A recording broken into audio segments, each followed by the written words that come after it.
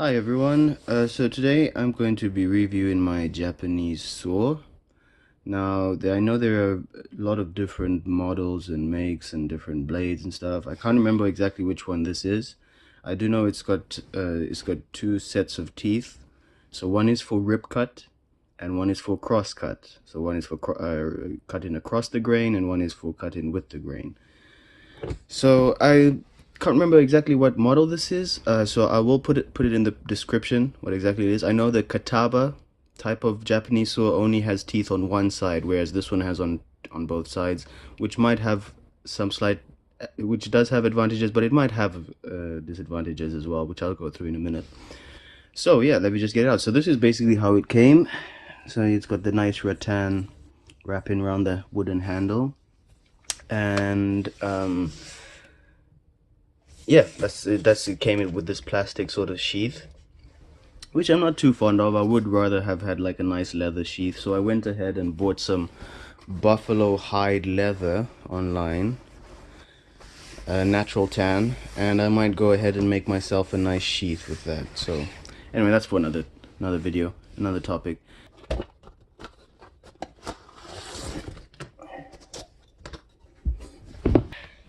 Now also, I can't remember exactly which side was for the cross cut and which side is for the rip cut, but you can see there's a very defined difference between the two types of teeth. These ones are much narrower and they have a smaller one in between two larger ones, and this one is just sort of almost uniform and much larger. Alright, I'll also post in the description the website I got this from, because I think this was a very good brand and a very good quality. You can just sort of see it just from the way it looks. The metal is very nice, very shiny, very, it feels very solid. Obviously it has flex to it because it is sort of like a thin metal, and it should be thin so it's light and it's easy to use. And you can change the blades. Once that gets dull, you can easily just take that out and put a new one in. I got the 30 centimeters just because I wanted that extra size so I can go through large bits of timber and whatnot. The handle is very big as well. I'll try and show you, but I can easily fit two hands on there. I could have one hand here, another hand here, both hands higher up, both hands lower down. I mean, there's a lot of space. There's a lot of space there, so really good product. It's handy that it has the two sets of teeth, as I said, so you can use one for cross cut and you can use one for rip cut with the same saw. Now,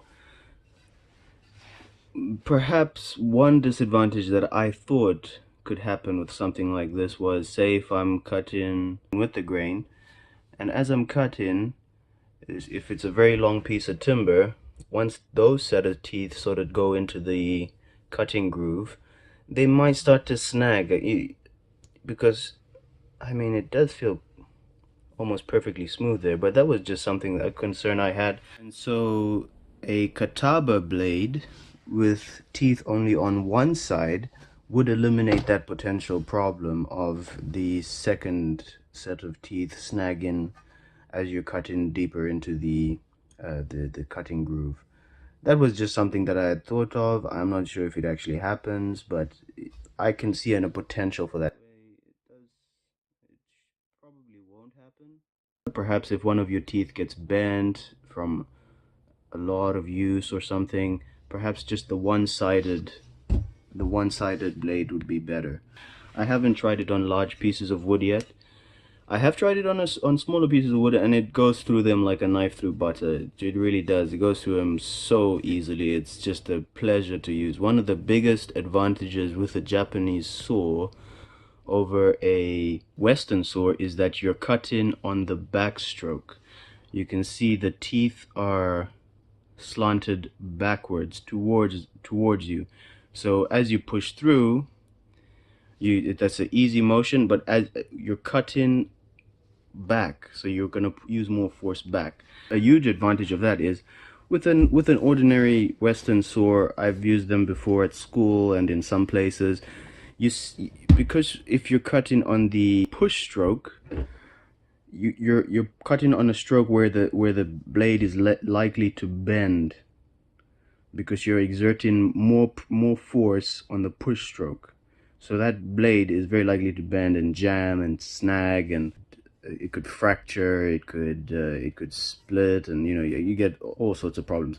Whereas with the Japanese saw, if you're pulling, so you're cutting in tension, not compression, you'll notice that that blade will never snag.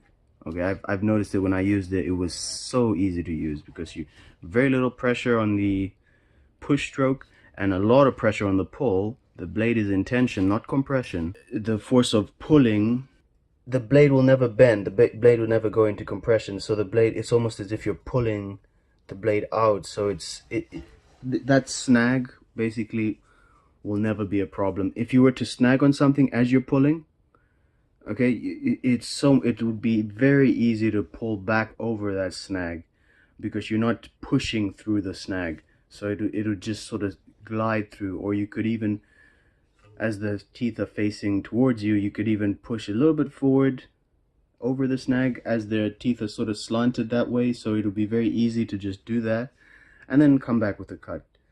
So that is the very big advantage with a Japanese saw over a Western saw.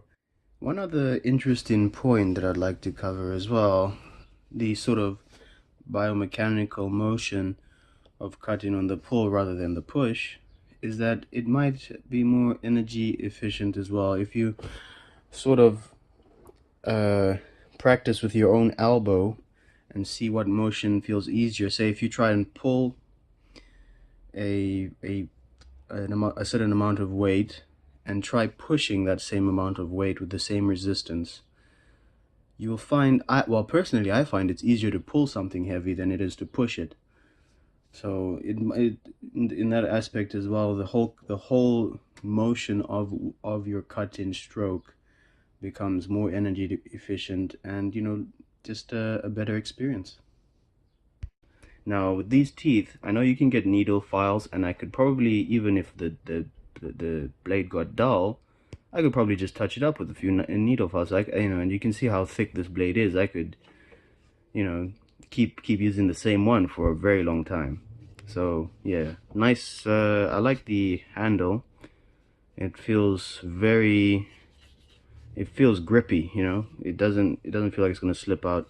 It's good. I put a bit of beeswax on the exposed areas of wood, because I've just heard that beeswax is a good thing to use on anything wood that might be get wet or exposed.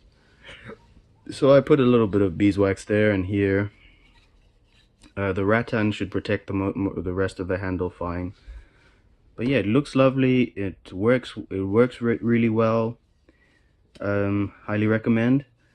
This is the 30 centimeters long. They have smaller ones. I think this is about as big as they can come. So yeah, really good product.